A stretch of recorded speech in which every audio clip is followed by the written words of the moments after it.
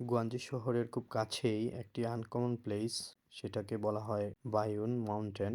আবার কেউ কেউ হোয়াইট কালার মাউন্টেনও বলে থাকে, কারণ সাদা মেঘের দেখা পাওয়া যায়। আমি চলে আসছি বায়ুন মাউন্টেনের সামনেটা আপনারা দেখতে পাচ্ছেন। খুবই আনকমন একটা প্লেস, গুয়াঞ্জু শহরের খুবই কাছাকাছি এই প্লেসটা। এতটুকু সুন্দর, যেখানে আমরা টিকিট করে ভিতরে চলে গেলাম, এবং সবচেয়ে আশ্চর্যজনক যে ব্যাপারটা হচ্ছে গিয়ে এখান থেকে শহরের পুরা দৃশ্য, অর্থাৎ গুয়াঞ্জু শহরের পুরো দৃশ্যটাই দেখা যায়। এটি গুয়াঞ্জু শহরের সবচেয়ে জনপ্রিয় প্রাকৃতিক দর্শনীয় স্থান। এখানে পাহাড়, সবুজ বন, জনপ্রিয় ও চমৎকার ভিউ পয়েন্ট রয়েছে। এখান থেকে পুরো গুয়াঞ্জু শহরের আকর্ষণীয় দৃশ্য দেখা যায়। এছাড়াও এখানে পর্যটন এরিয়া হিসেবে কয়েকটা পাহাড় আছে, যেখান থেকে সাদা মেঘের দেখা পাওয়া যায়।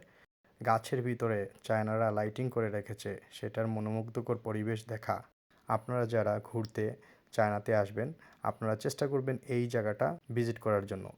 এই জায়গা থেকে পুরা গুয়াঞ্জু সিটিটা আপনার এক নজরে দেখতে পারবেন। ধন্যবাদ সবাইকে, ভালো থাকবেন।